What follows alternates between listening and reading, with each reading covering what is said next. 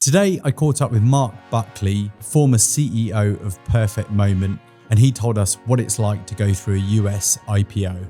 After exhausting our efforts in pretty much the whole of 2023 of alternative investment rounds, we proceeded with a US IPO on a business that was doing 25 million in revenue. Against all the odds, we managed to get listed on the New York Stock Exchange in February 24. We also talked about transitioning from a corporate career into a private equity-backed SME environment. And it's a two-way street when you interview, right? You've got to be clear that they know your shortcomings, and they in this case was the chairman and the founder. The chairman's private equity experienced and would ask you that question: what do you think are going to be your, what are your biggest challenges going into this? And I've never looked at cash and never looked at tax in my life, so because I've never had to do that, so I'm going to over-index there to get it back. And finally, we discussed taking a moment to pause, reflect, and really understand what he wants to do next in his career. You can listen to this on all major podcast platforms and watch it on YouTube. I hope you enjoy the episode.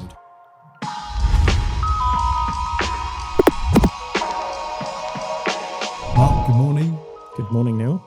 Thanks for coming in at extremely short notice. We had a brief conversation yesterday afternoon, and unfortunately a last minute dropout due to COVID, which I think is back on the rounds again, sort of with everyone going back to school. So really appreciate you coming in with no preparation at all. So as a starting point, can you just tell us who you are and a bit about yourself, please?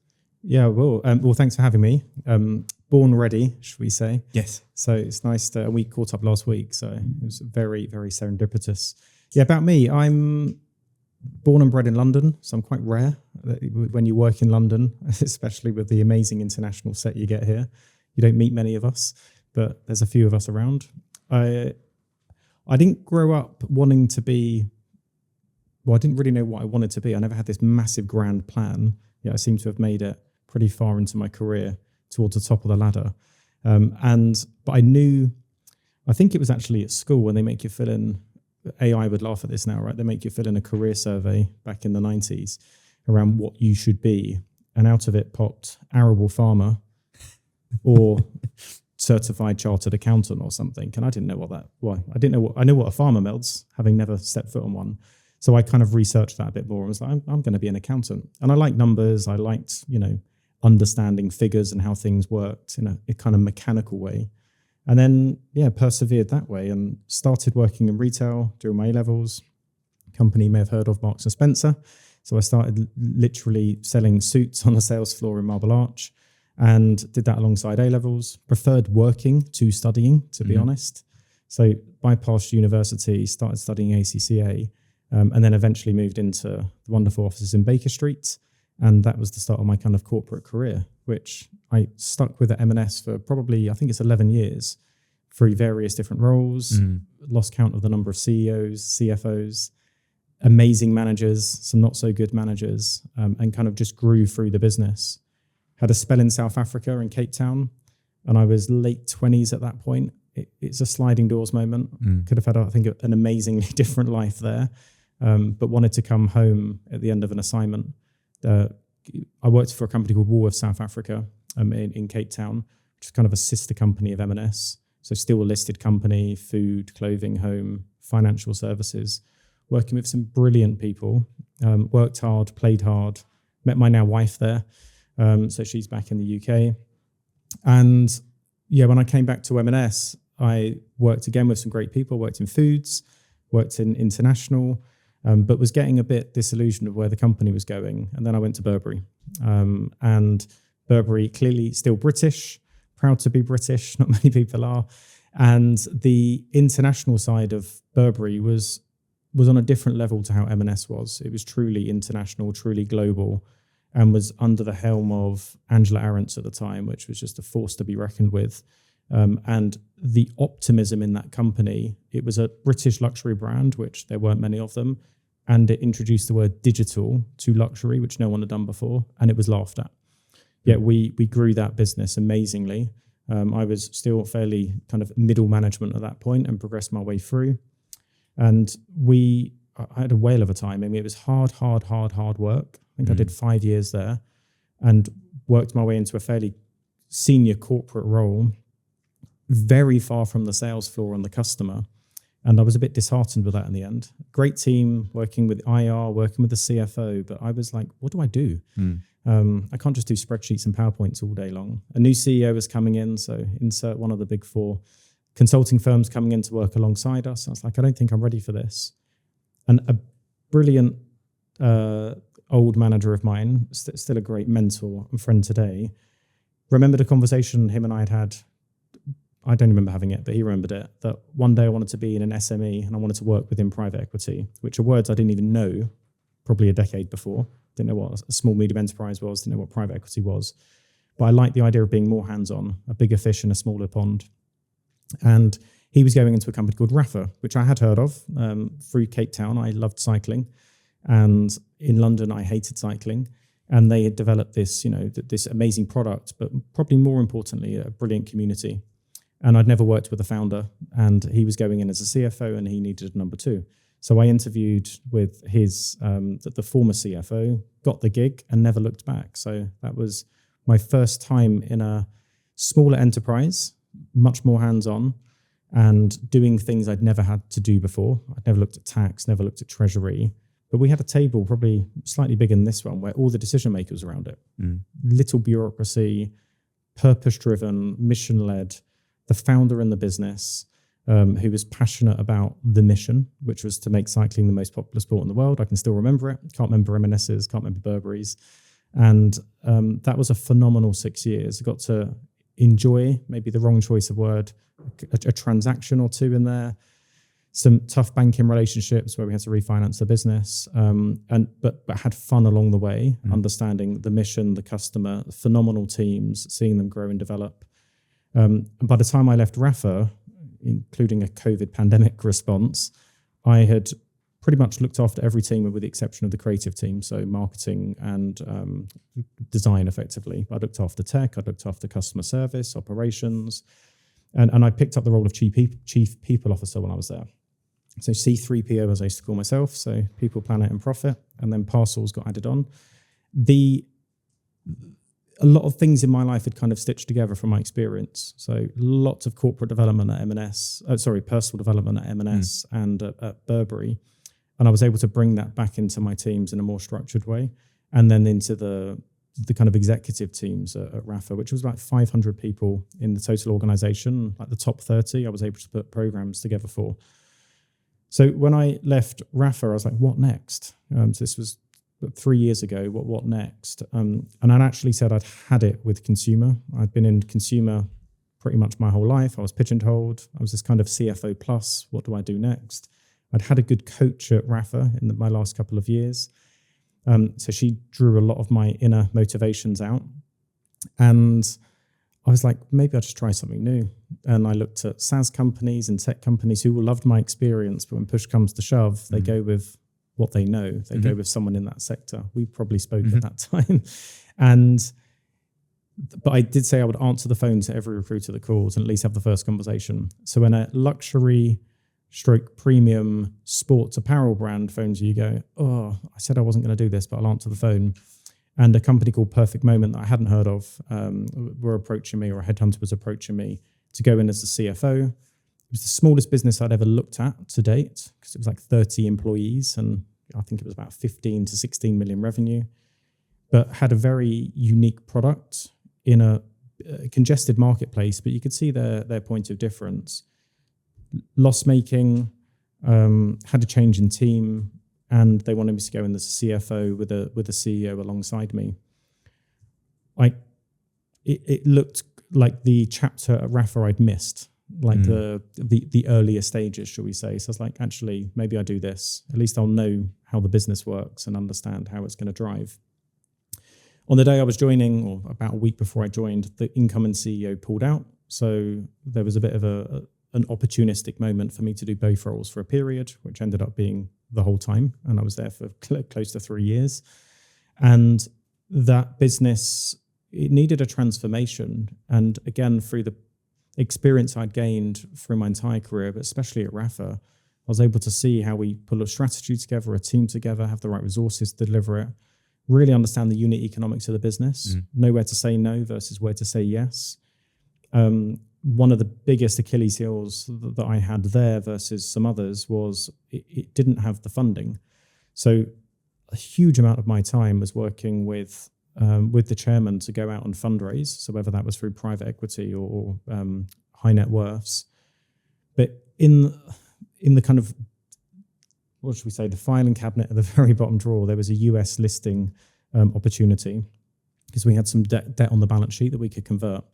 So I didn't sign up for this, and I think I'm still grateful in hindsight for the opportunity.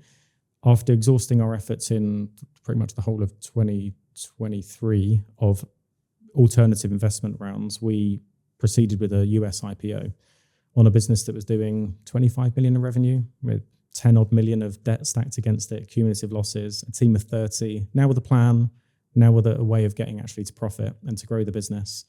The brand was very recognized in the luxury ski world and the kind of fashion world. And now we'll be making it more relevant to investors. And against all the odds, we managed to get listed on the New York Stock Exchange in February 24. And then we're like, right, that was a lot of work. Now we better deliver the plan. And that's what we tried to do for the next year or so. But all kind of good things come to an end. In almost a year later, I'm in a different environment now where I've taken time out from that because it was a grueling process, right? Going through fundraising while transforming a business. I've come out the other side and I've taken a bit of what's been deprioritized in my life, or me, my health, and my family, and I have a young daughter. So am I showing up as well for them as I am when I am in business and for shareholders? And I definitely got the balance wrong. So I'm now trying to adjust that balance. I spent a lot of time in the last few months working on myself. I'm looking at the sign behind you. I uncovered the writings of Marcus Aurelius probably far too late in my life, but that's been a good guide in Stoicism. But I've also trying to back myself. I know how to do my job when I'm working in a business full time. How do I create that in the next phase? So whether that's through advisory, consulting, which I've been loving doing over the last few months. And there's been some interesting opportunities that have come out from a full-time point of view, whether it's CFO or CEO or anywhere in between. So that's not me in a nutshell. That's kind of my background from, not knowing what to do to making my way to what supposedly the top, and now having a bit of a rethink about what the next chapter is. Quick message from me today. STOIX is a specialist CFO and finance leadership search partner. We've supported organizations across the UK, Europe, and North America with identifying and hiring top senior finance talent. If you have a gap in your organization or exploring a hire over the coming months, please do get in touch on the email address below. What have you, so this sort of period of reflection, inflection, what else have you kind of sort of learned having been able to stand still for a minute and reflect? I've learned lots, and we probably need 15 hours. I'll try and keep it brief. I've learned that I've never really taken time to pause. I'm a very quick thinker, which often therefore gives the illusion you haven't thought. You know, it just processes very quickly for me. And I've evaluated everything, and then that's the way. And I've been told a few times to just slow it down and take people on the journey. So I've taken that on board. I've never done it for myself. So I do that in practice with others. And if I was mentoring you or guiding you, I'd like to think you'd take on the wisdom. You may not, it's up to you. But I've never done it to myself. So I think the slowing down, be comfortable, not doing something, even though you're doing it, is a big thing. Patience, and faith, I think, have come out a lot. But one of the biggest things is actually tapping to feelings, and you're probably not expecting this on the CFO podcast, is tap really into what that feeling is. I've been so driven by my intellect, and it's served me well, but I've suppressed the other feeling. And it was actually one of the processes I did earlier in the year. If you suppress the feelings, you can't experience the extremes of feelings. So I wasn't experiencing joy because I was suppressing the extreme opposite, i.e. sadness. So one of my traits, and I was complimented on this throughout my career, and I still will be, is you're incredibly calm. Nothing ruffles you. But that would also be the same in sadness. Cool, doesn't ruffle me. But then when it's joy, well, I'm not experiencing the joy. Yep. And that's a bit I'm going to probably swear, it's a bit shit to do that. Yep. But then you're not a human. You're just a human doing, not a human being. So that was one of the biggest things. Slow down, just what's going to really serve you for this next chapter, and tap into those feelings. If you have a day where you feel a bit sad, feel a bit sad. But equally, smile, laugh. The best thing is have a 6-year-old daughter to do that. Tap into your inner child. I've been doing that a lot more. Yeah, brilliant. Just going back to the career journey. So, interesting. We have a couple of things in common. We both worked for Marks and Spencer by the sounds of it. I didn't know that. Early on. We both didn't go to university. I didn't know that either. On that note, do you think that's had much of an impact on your career? And it's an interesting one because over the years you see all these role profiles, must have a 2-1 from a red brick university, etc., etc. We obviously went through a period of time as well where it was kind of a lot of people were pushed to go to university. There were some governments that kind of stressed that, and maybe we did end up with some people coming out with degrees that maybe haven't been that useful for their careers. I'm just interested to know, not going university probably does put you in a minority against your peer group, but how that maybe impacted or affected your way of thinking in your career. I think having that conversation now in 2025 is, if you'd asked me that probably in 2005, I'd have said it does. Because kind of to simplify it, you don't really want to be against the grain. Most people are sheep, right? And they'll just follow this way of doing it. And therefore, university, red brick or otherwise, it just gets you into the pile of, we're going to proceed with those. There's graduate programs galore. Because of the route I took at M&S back then, I was unorthodox and they didn't know how to handle me. So I'll give you, it hindered me early on. I don't think it hinders me now because I've now got the experience. And I think if I'm going into this profession now, it's more accepted that you could have A-levels or be, a school leaver. That's more the norm, or could be the norm. It's not as much of an outlier. So when I was at M&S, there was I think I was 19 when I went into head office and started in the shared services and worked up. So, on the job experience. But I'd already started studying ACCA. So I didn't do the NVQ route. My A-levels got me onto ACCA just. And there was a graduate program and there was a sponsored program where M&S would pay your college and your time off, etc. But I didn't fit into the forms and the convention of it. And I didn't really want sponsorship. I just would like my holiday to not be used for studying. And it was like computer says no, because you've got it all or nothing. And look, you stoicism, control the controllables. I was like, okay, it just sucks. I just won't have, my holidays will be used, with these textbooks. And I think one of the biggest hurdles for M&S at the time was, if you have been to uni and you get your exemptions, you probably study for 3 years doing ACCA or the other one we don't talk about, joking, or SEMA. And at the end of that, you'll be ready to be a manager because you'd have had the work experience and the certifications to get there. I would have probably been 22 when I'd qualified if I was on the sponsorship program, but then I wouldn't have had the work experience to be the manager. I'm like, I don't care about being the manager. I'd like just a bit of helping hand here, call it a mini sponsorship or something. But anyway, it was no. And I think maybe my final 3 exams were finally sponsored. And eventually I became the sponsorship manager. So, changed some of the rules and how it worked to be a bit more open about it. So back then it felt like it. And I probably never had a huge desire to work in the US at that time. I've worked a lot with the US since, which is fascinating actually. Like, we as Brits kind of forget that there's another massive market a few miles away. And when you got an American employer looking at you, they were very much more academia based. Like, if you haven't got this, even up to, masters or MBA, you're not even going to get in the list. I was okay, well, that just rules out those, but there's plenty more. So I don't know, I saw it as a narrow field, but there was still a big enough field to play in. But I don't know, you do this for a living, so I guess it must have changed over the decades, whether people prejudice against that or don't now.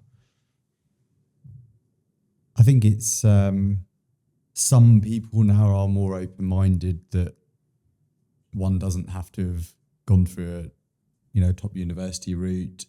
I think a lot of the accounting firms did a school leaver program as well and sort of fast tracked, and I think that was a great thing to do. But you're still running into people in 2025 who are ticking boxes on where someone went to university, where someone trained, and you're kind of going, well, hang on a second, that was 20 years ago, if not more. We're looking at hiring a CFO, and I'm not sure that's relevant anymore, if I'm honest. Yeah. And people still have biases. Yeah. And to be honest, if I hear that as a candidate, it's probably saying enough about the culture in the business it's or that flag. person that I'm just, that's a no from me, actually. Yeah. So, and then sort of moving on through your career, that I guess one thing that we're often asked about is that transition from big corporate, excellent training ground, maybe seen some great things, to SME.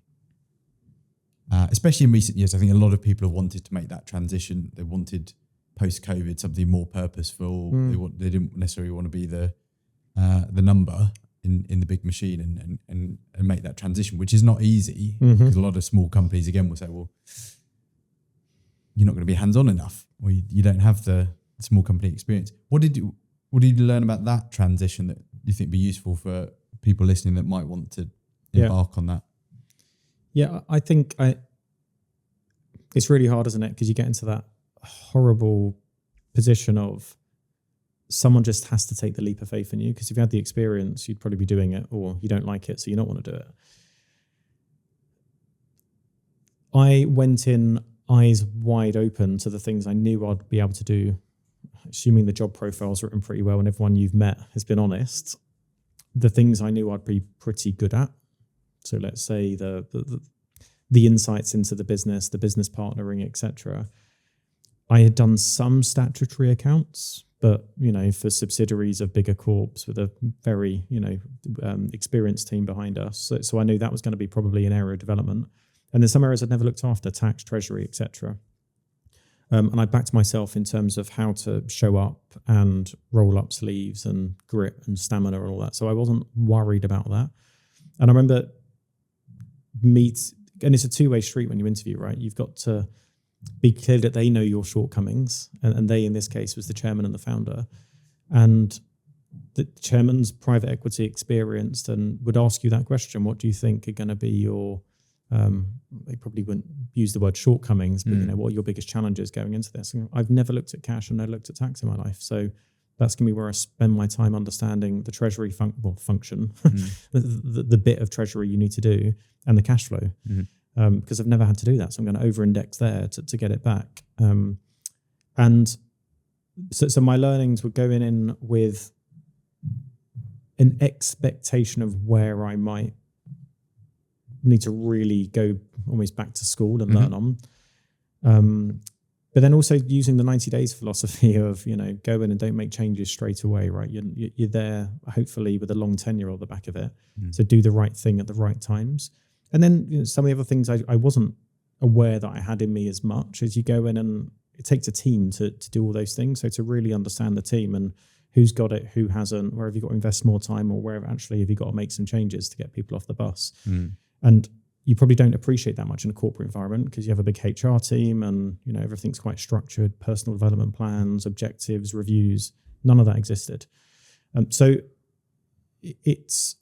I'm a planner, so I kind of went in and probably wrote this all down. What do I expect? And then went back and reviewed it. But it's maybe I've got rose-tinted glasses. It's not as daunting as you think, right? Because if you've got the right attitude and you've got the right level of experience, and I'd probably done close to 20 years in corporates at that point, but I'd been in various corporates, and I'd always been in almost the odd cousin within the business. So at Burberry, I joined in emerging markets, which was almost a speedboat function, and eventually moved my way into a more corporate role. M&S, my last role was in international, which was, this kind of business development unit. So there wasn't the corporate structure behind it per se. So I think you've just got to know yourself and be authentic. And I didn't know why I was getting into an SME other than the headline of I just want to be more hands-on. If you're in it because there's a financial incentive, i.e. it's private equity and there'll be a transaction, etc., well, you've still got to roll up your sleeves and do all the other stuff in the meantime, and the transaction might not happen. So I wasn't in it, thankfully, for that. I was in it because I wanted to add value to a business and get that sense of fulfillment. Yeah, it's an interesting point. Do you speak to a lot of people wanting, again, to make the transition to private equity? And obviously, as we know, that means all manner of things these days in particular. What did you learn about making a move into that environment? And what are the differences, do you think? Yeah, I think because it's just a smaller entity, you're just more aware of all the other stakeholders. So, and with private equity, you get to meet the stakeholders across the table. Whereas, again, if I use Burberry, we'd meet some of the institutional investors here and there, but they're still owning relatively small chunks of the company. And there's clearly a huge amount more governance around it. Whereas the private equity partners, it was my first time in dealing with them. And actually, we sold the business within a year. So just when you're getting to know them, we had new partners come on. That was a family office. So that was a different environment altogether. But you're just more acute that you learn it in textbook, stakeholder management, but here is truly the person or the people that own the business. And have they got the same goals in mind as what the other people around your table, your peer group? So in this case, the CEO and the founder and the head of marketing and the head of production or the head of design. And for some reason, I take that upon myself to try and fix all that because I'm a bit of a fixer.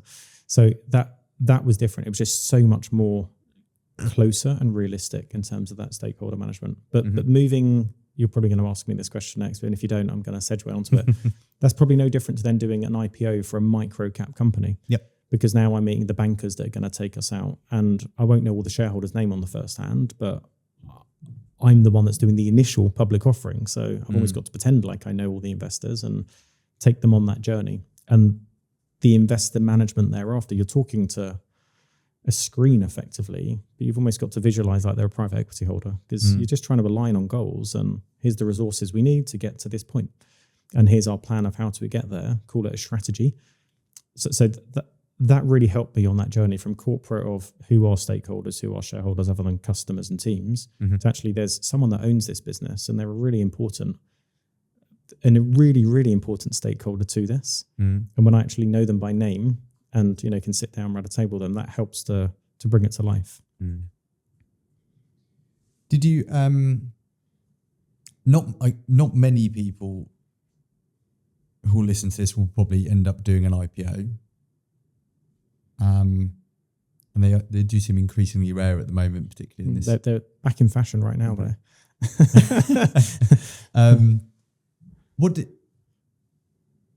Tell us a bit more about that, because I think that's interesting. Not many people have done that. What was it? It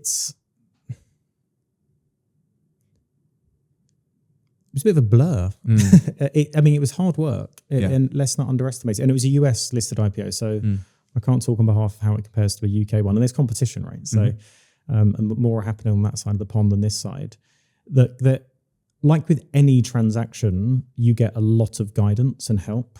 So whether it's bankers, lawyers, accountants, you're going to be in the business during that process and after. And they're not. They're just there for the, to get you up onto the step, so to speak. And they take their fair cut of the deal. So there's a lot of similarities in that, is that you don't have to know everything. Like I wasn't familiar with what the SEC does. I wasn't familiar with US accounting standards.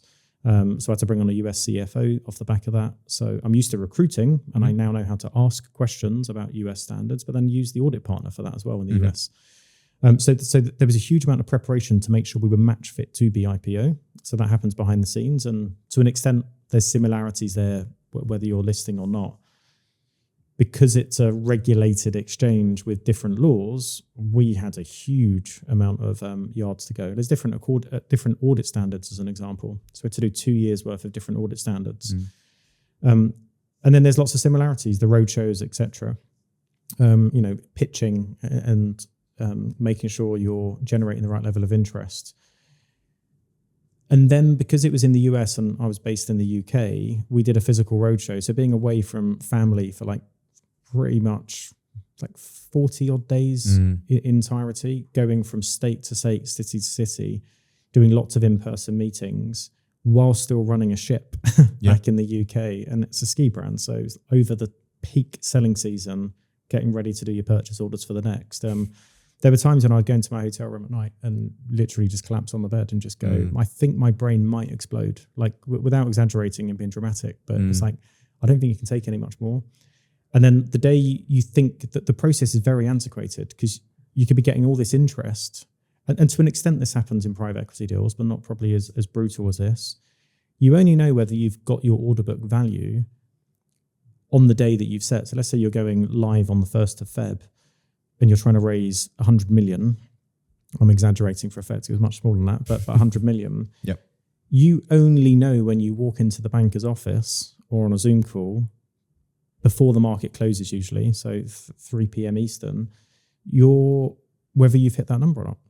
And sadly, twice, we fell below the number we were trying to get to. And they look at it, they do this all day long, especially when there's lots of IPOs, and say, yeah, guys, you've kind of fallen short of the target. But hey, we got a lot of interest. So what does that mean now? We have to do it all again? Well, yeah, we'll set a new date. We'll phone NICE now and we'll phone the SEC and let them know. And we're like, And behind the scenes, we're like, we need that cash flow as well. We're not doing this for the sake of it. We've got debts to replay. We've got things to finance. So the expectation is you've got there. So that, talking about suppressing feelings, I'm calm under pressure and go, right, guys, roll sleeves up. Let's just get this done. But I mean, you probably should burst out crying, and you don't. You suppress it and carry on. And thankfully, the third time out, we got there. And then you've got the PR to do off the back of it, because then you're meant to be, ringing bells and all that, and being on Fox News and whatnot. You're like, oh, really? So, and then you've got a business to run. So everything I just said is more than full time, and then you've got the other side. So I think it's another level of effort, sophistication, complexity versus, say, a private equity transaction. And the goal, I've not got huge private equity transaction experience. I've got several, but you set a date, but it's not a hard stop date. It's everyone's working towards that date. And if you're ready, you go for it. But it's not down to this, okay, the order book's in and no, back to square one, literally snakes and ladders, go back and build the order book. And now people second guess why the order book wasn't where it was. So then some of your institutional investors pull out. You're like, why? Nothing's changed. Well, there must be something. Nope. We just didn't fall short. So then you've got to rebuild a complete different order book. So I wouldn't put any, would I have signed up for this experience? No. Am I grateful for it? On balance, yes. I can now happily sit on the sidelines and advise people what to be prepared for, not ready to jump in. But you're right. And when we got off the back of it, it took me about a month or something to sit back and go, shit, I just IPO'd as a CEO of a business. I mean, I've never set myself kind of a big, hairy, audacious goal as a person of what to do, but would that have been on it? Maybe. And you've just done it. So yeah, it was, but there's no time to stop and celebrate it. It's like, right now, go and drive the business and utilize the funds properly. So. Quick message from me today. If you are a CFO, CEO, investor, or talent leader that would be interested in appearing on the STOIX podcast, please drop me an email on the address below. Looking back on it, and obviously I think you mentioned earlier that health and family had, took a back seat, and as part of that, is there any sort of tips and hacks and advice off the back of it for others going through a major transaction in the future that you would kind of go, I mean, you said obviously you were sort of collapsing into bed in the evening. Is there anything that kind of, either in hindsight, that you'd kind of say to people, like, without giving all of your advisory IP away on the maybe that's just aspects, a new line of IP I could develop. Maybe I can monetize that. No, do you know what? I think I just had to just brace for it, right? Like it's going to be brutal and just get ready for it. And I'd like to think my daughter was young enough to not really know. And the beauty of, FaceTime and WhatsApp video and stuff, you could still stay in contact. I tried to make home as set up as possible with any, childcare, etc., just to make it slightly easier at home. But it was like, this is the way. It was there wasn't really a choice. Like, get off the bus and let someone else do it. And I didn't probably even contemplate that choice. It's like, no, I'm a fixer. I get stuff done. I'm going to this is the way. I don't know why it's the way, but it's the way. And there was a lot of that at Rafa, actually. Like, we had some brilliant behaviors and values as a business that came from Simon's heart and his head. And they stick with you, right? They're all part of your own DNA. But I think if I'd had an honest conversation with myself, I think the only way I could have probably looked after myself better, which would have been to not do it. There could have been some micro things at the time that you can move, because you weren't really in control that it was going to be 3 times. Like, you're going to have 3 bites of the cherry.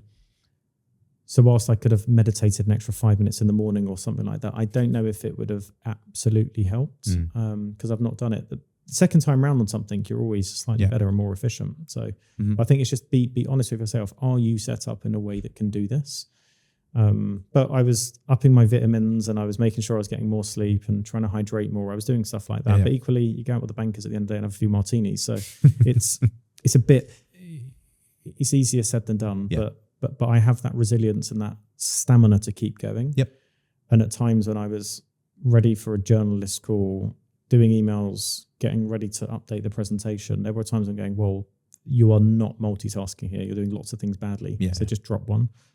So I guess the other thing would have been to have just said, look, the business needs to backfill this bit of the role, but can you cash pinched? Is that a good use of time? I brought in a CFO, thankfully. So that was a time where we were on an R-ing and, we upped the experience around the table, and that took a huge burden off. I don't think I've given a really compelling answer. I need to think of it because there's just a lot to get done in a short space of time, and it needs to get done. So, I mean, ideally it would have been a couple of years later and AI would have helped with a lot of it, but not all of it. So, you touched on sort of, multitasking there. We live in an age of sort of productivity obsession, trying to find more time. And I think one of the things when you think about the CEO role is, you're spinning all the plates and you've got to look after the whole train set. How do you do that effectively? How do you plan? How do you prioritize things for those that maybe sort of, again, aspiring from moving from CFO to CEO one day, where you've got a smaller piece of the pie, albeit there's some broad CFO roles out there these days. How do you kind of... Well, I think I was ready for it because of my broader CFO role, to be honest. I'd looked after, I was looking after operations, customer service, at one point tech, at one point the website at Rafa. I had people both in retail, but then also in the offices. So I think I probably made enough mistakes along the way. Because you start off badly by trying to just do it all. And you soon realize not quick enough that that's the wrong way. And you do face, and I was doing it during COVID, right, where I didn't have to commute and I was at my screen morning, noon, and night. It was just, it takes its toll on you, right? You push towards burnout. And so I'd had a good grounding for that. Again, back to it sounds such a cliche, it's stakeholder management on it. So what do we as a business need to get done? Who plays what role? I never saw myself as top of the pyramid. No. I am, a cliche again, servant leader with it. I'm one of the team, and some of the stuff I can roll up and get my sleeves done. It was a 30-person business. So some of it we're going to have to just get done, and I'll fire up the spreadsheet or the PowerPoint or whatever else I need to do. But then it's making sure that where you are, whether it's the right experience you have across the team. So let's say, I don't know, an area I've not looked after before, design or marketing, where we need to get to, is that correct? And who can I ask in the team? Because they've got the experience. So you're leaning on others for that, but then I can't do it, which is a kind of blessing and a curse. But then you're setting clear expectations with that person around, well, how long will it take and how can we do it? And, you go through all the very annoying questions probably for the person. How, what, why, when? Okay, great. You need a resource at that level. Let's go out and find it then. So you can act very quickly. The nice thing is you've got the mindset of a CFO, but the kind of leadership position of the CEO. So you can kind of fast track some of those decisions and go, well, like for argument's sake, when I joined at PM, we ultimately made technical ski product that looked fashionable and it has long lead times because of the fabrics. You have one season a year as opposed to fast fashion that could have as many as you want.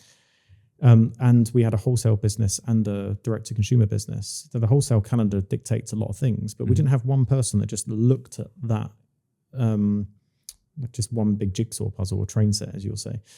We didn't have anyone looking at that. And I'm like, well, coming from my experience, we would, whether you want to call it a head of product or a chief product officer, we had people looking at in isolation, but not someone bringing it together. So I was like, well, I was coming in as a CFO and CEO. Let's bank one of the roles for now then. The chairman had entrusted me to do both roles. I'll take that salary and we'll put it into, well, not all of it, but we'll put some of it into a CPO role. And start to join up the pieces of the pie, critical paths, making sure we've got the right information. So that if I hadn't had the experience, maybe I'd have gone, well, I can just pick up merchandising. I can probably, critical path is just a project plan. Thankfully, I didn't have I had the experience to be able to look at where am I going to be able to do this myself because we're entrepreneurial and we don't have much cash versus where do I need to rely on others to get it done. And constantly then check in with the team, right? So, I have a lot of one-to-ones, and I'd like to think they're productive one-to-ones. They're not just like gossiping about whatever it needs to be gossiped about, but they are we on track to deliver these things? What can I do to help you? Okay, great. You're on track. We don't need to catch up next week, do we? But I'm here. And I'm not a person that is into presenteeism. So but at the same time, it can come across as I'm quite lax in terms of what the structure is of the organization, i.e. how many days in the office and all that lovely stuff. I'm just like, are you clear on what needs to get done? Are you getting the resources you need? And there is an office, there's Zoom, you're going to be out at photo shoots, you're going to be doing this. I'll know who's not showing up and kind of do it in that way. So, but ultimately, the long story short is I still take on too much. And that's what this period of reflection is going. How do you not do that again? Which clearly the other stakeholders benefit from. So they're all enjoying it. They're not going to hold the mirror up and say, you've just taken on a bit too much, because they won't see where the imbalance shows up. Yeah. I don't know if you had any, and if you did, how you dealt with any sort of imposter syndrome in that having to do CEO role all of a sudden for the first time. Funny enough, I didn't there, but I did when I picked up the chief people officer role at Rafa.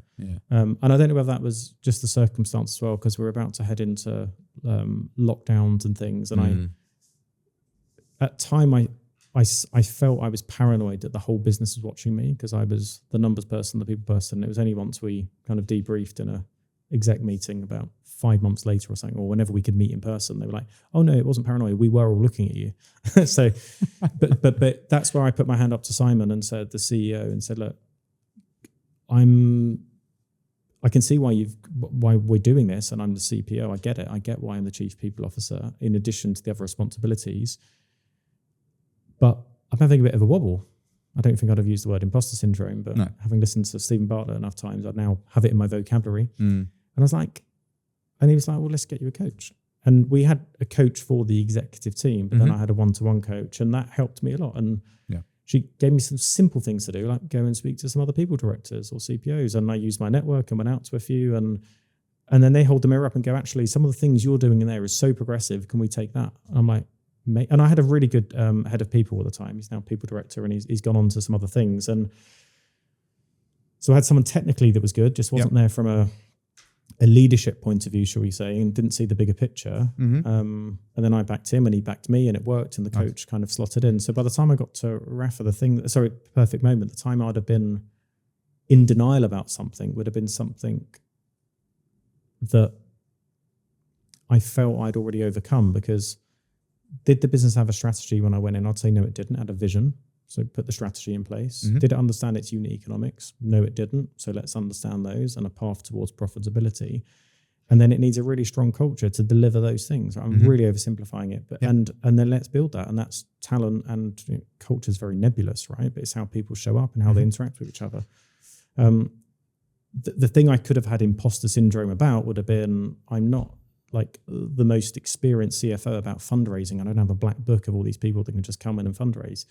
But I'm like, okay, but it needs to get done. So I didn't have a moment. I probably didn't have to stop and think about, shit, I'm not good at this. Work it out. And we eventually worked it out, right? So through some private placements, but then eventually an IPO. So thankfully at that point, I didn't have it. I probably had it more doing the consulting and the advisory roles right now as well. Really? You've struck an emotion, because I've never done that before. Yeah. I've done it in disguise in business. Someone asked me to go and business partner with $1 billion refurbishment program at Marks Spencer as a 20-odd-year-old. I'm like, yeah, I'd do that. There was no you just do it. It's your job. You get told to do it, and you work your way through it. Whereas now I'm like, I have to do my own business development. I have to go out there and do it. I'm still obviously intrigued by CEO or CFO or COO roles that are out there, but I'm also like, there's people out there that could benefit from my advice, and you need to do it and build them. Yeah. It's not that hard, but at the time I'm like, what stopped me doing it? And what are you most excited about in this next phase of your career? I think I'm just most excited, full stop, or period, as Americans would say, rather than my bit of the career. I think we're at a real inflection point. I mean, we're obviously sat here in London, and we were talking just before, I think the camera started rolling, that on the whole, it's negative news central. Yeah. And then you see trillions of dollars coming into things like AI. I'm fortunate enough that I've got 25-ish years, maybe longer now, of knowing how businesses work and how the role of a CFO, or however you want to label me, operates. And now we've got this amazing transformation or acceleration of technology. I think if I was starting out in my career, it'd be hard to know how to apply that technology to the experience I've got. And I think you'll have businesses today that clearly they're a figment of someone's imagination and will become $1 billion business in a few years' time. You just don't know about them. Others that will crash and burn, sadly. And I just think at the moment that inflection point of tech with people's desire just to improve their lives, especially in the face of adversity at the moment, is that on the whole for me is exciting. For other people, it's petrifying, right? So, and I mean, I'm an optimist. What I'm trying to do then for me is go, how do I carve my path in that? Because I've got the wisdom of the work I've been doing over a couple of decades. I embrace AI, by no means an AI expert, but I don't think I need to be, because I'm effectively a consumer expert. And how do I marry those two up while bringing this generation on board? Because there's days when I'm in the petrified camp going, what will my daughter do? Yeah. And is it exciting that we're humans? We need connection. We need physical connection. And it can't just all be done with impersonal connections. It's artificial intelligence. It's created by humans. So you still need the human somewhere within it. So I'm largely excited about that inflection point that we get to live through. It'd be like living through the Industrial Revolution that just took a slow time to play out. We're in that moment. It's actually a good time to be alive, and you have to remind yourselves at that time when the water main burst again, and everything comes grinding to a halt. And I try to just not watch any mainstream media because that just depresses me. So I think it's a good strategy. Yeah. And what if you're a founder of a sort of an earlier stage consumer business at the moment, which obviously where you spent a lot of your time, what do you think the key themes are in the consumer space at the moment for sort of, if you were talking to and advising founders of those, of which there's quite a few exciting businesses out there at the moment? I think the ones that I see the common themes where it's successful is they truly obsess over the customer. They truly know who they are serving and are not latching onto this idea that the customer will be obsessed about them. It's like they know their customer or their target audience, their target addressable market, and the McKinsey spiel will come out. And then they're finding that product or service that marries that customer. But then equally, they are paranoid about being complacent. So are we innovating enough, but not too ahead of the market or the customer's needs. So I think those that find that sweet, but to be honest, I don't think that's any different from a founder today versus in 1900. I think there is an element of you've got to not perfectly meet the customer's needs because they'll get bored with that, or someone will undercut you and do a slightly different service or a product. But those that truly understand why they exist and what they are serving to that customer are the ones that I'm seeing. They're the ones that give me the butterflies when I'm working with them. And because then we can turn that into a mission, we can turn that into a strategy, and then we can execute with it. So often they're lacking that side of it, is how do I make this work? I've got the idea, I've got the thing, or I've got it this far. How do we now scale it? So they're the themes that come out for me, but which are basic, right? It's, are you making something or serving something that someone needs, and do you know who they are? And is there anyone that you admire at the moment? Anyone that sort of stands out in the space? And that also there are any sort of segments that are particularly interesting and exciting for you? I'm probably still gathering my thoughts on that, to be honest. Okay. I think that there are a couple for sure. And one of the things I learned at Rafa, back to balance that you said earlier around timings and burning candles at both ends and things, I was so inward looking. I mean, I looked after a tech team and then never spoke to another technology director out there, with the exception of the people directors I was talking about. And then when I left Rafa, I was like, oh my God, we could have done things so differently. And it wasn't my job to do it, but I could have been having probably more meaningful conversations with the tech director around things like that. So when I went into Perfect Moment, I said, I'm going to keep my network going across various faces of the business. And therefore you look outwardly at some other brands that are doing, if I just think about the apparel space, who are doing really well. And they weren't all British brands, although I'm not going to say any actually, because I need to give my thoughts. Because also it depends on what success looks like. Sometimes, like I used to, God, I'm going to say this on camera and let's probably leave it in. I used to strongly admire what Brewdog were doing. Yeah. And I looked at them as wow, they're going against this huge industry and they're crafting something different. And they've just gone too far into some avenues they probably shouldn't have gone into. And hence success, cash is king. When you then look at the bottom line, it's horrific. And you wonder whether they can survive their current financial woes of it or not, or get bought by Heineken, and in which case mission failed, right? So I'm looking at some apparel brands at the moment, go, wow, you've, in a very congested space, carved your white space. So I'm always blessed that Rafa created its own category. Premium cycle wear didn't exist, so it was nice to watch that journey. And people laughed at Simon when he tried to create it. They laughed. What are you talking about? It's like, well, and he stuck with it. So I love that determination, but also he brought in a team that helped him get there across marketing, product, my little part in finance, etc.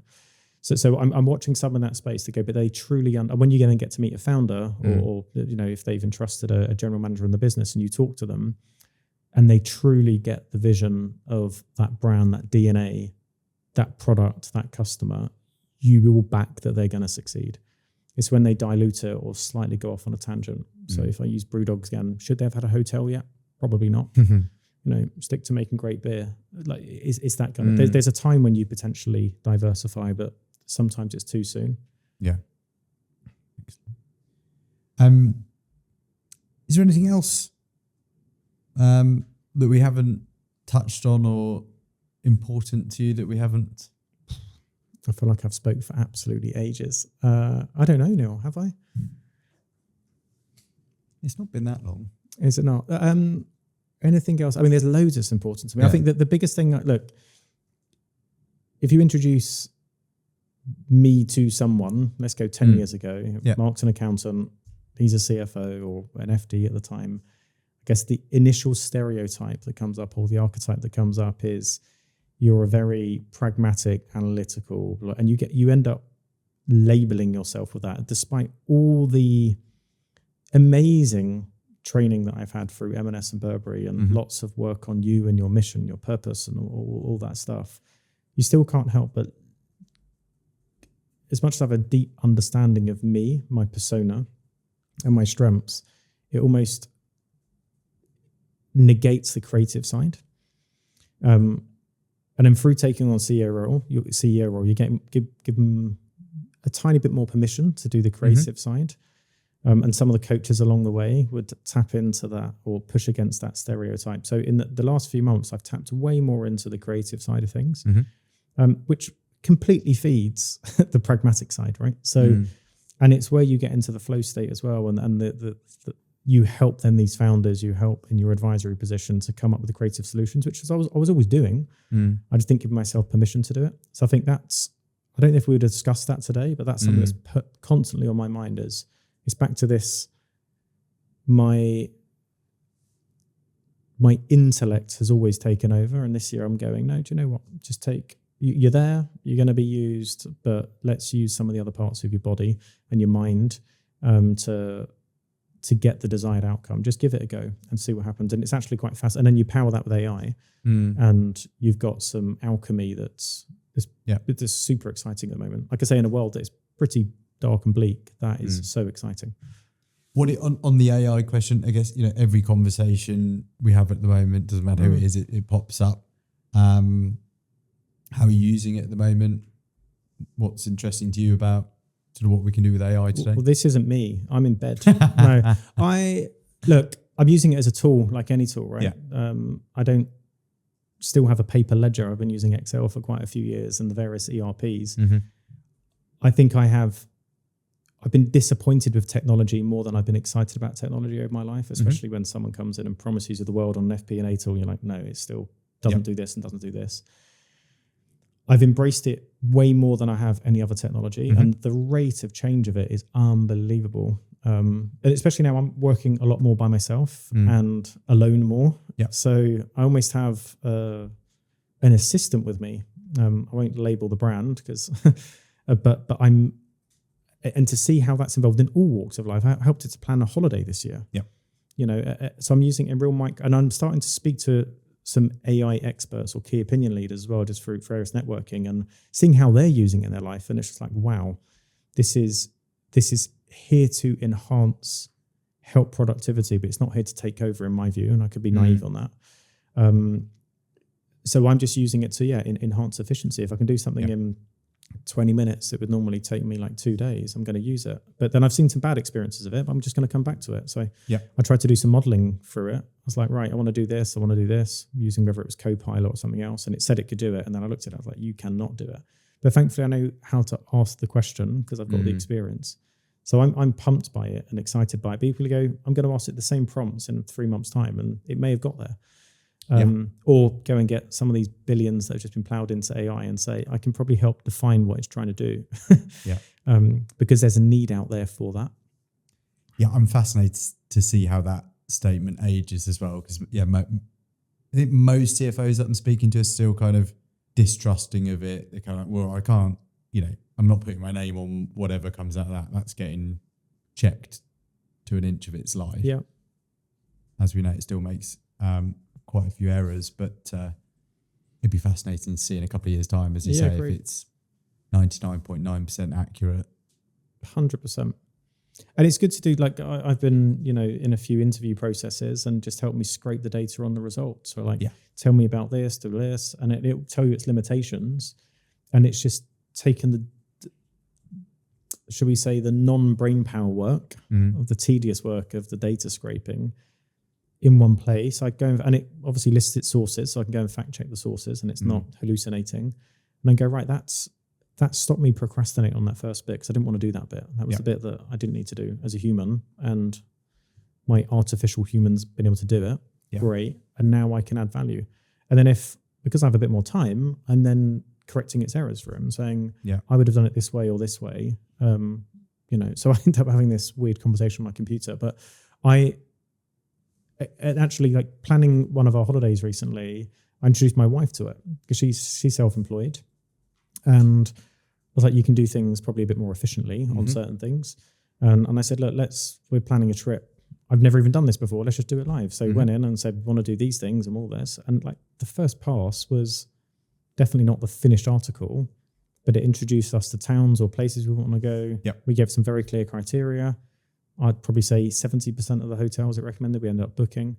Like now the next step will be just book it because you've got my credit card details. My TripAdvisor. I don't do any of that. But if we did, you can imagine how powerful it could really be. and you have to just have faith that it's going to learn over time. So I think it's an amazing time and an amazing tool. Yeah, absolutely. I've got a wedding planner agent at the moment at work, which, to your point is, it's found some things I never would have thought of and saved a lot of time. I am interested reading some other bits the other day though about, because I'm using it an ungodly amount every day now. But it's free as well, right? It's free. It's mad. But is it that there were some studies the other day talking about how it might be actually impacting people's cognition and diminishing that, and also ability to remember stuff, because you're so reliant on that actually you don't use your brain as much, you don't absorb as much because you've kind of, which would be interesting to see how that plays out. Yeah, I think I read a similar thing actually, but it's really weird that I made some micro adjustments in the last few months I'm not a big device person, but I could find myself losing quite a few hours researching competitors on Instagram. Yeah. And then before you know it, I'm like, oh my God, that's 2 hours. So I now like put my phone away, don't have it with me unless between certain hours. It's not in my bedroom at night. If I'm reading, I'm just reading on my device. No, getting paper books again, you know. So I'm probably subconsciously aware of that. And then when I'm in my work zone, it's like, well, you know, Gemini is the tool that I'm going to be using for these moments. But have I now just gone down this rabbit warren of researching things I don't need to research? Yeah. And then playing with Pomodoro methods and stuff like that, just to try and limit my time on it, because I can see how you can go to mush if you're not careful. Yeah. So, but that's why I say again, coupled with the wisdom, with now an amazing tool, it's a pretty impressive time. I worry about the schooling system because it's not gearing kids up to be educated in the modern workplace and how to empower it. So we haven't spoke about that. No. But and I don't know enough about it. All I just know is it's probably square peg round hole at the moment and needs addressing. Yeah, radical transformation needed, particularly if, you know, some of these old-fashioned ways of learning, and you know, you could have argued that needed to happen before 100%. This kicked off.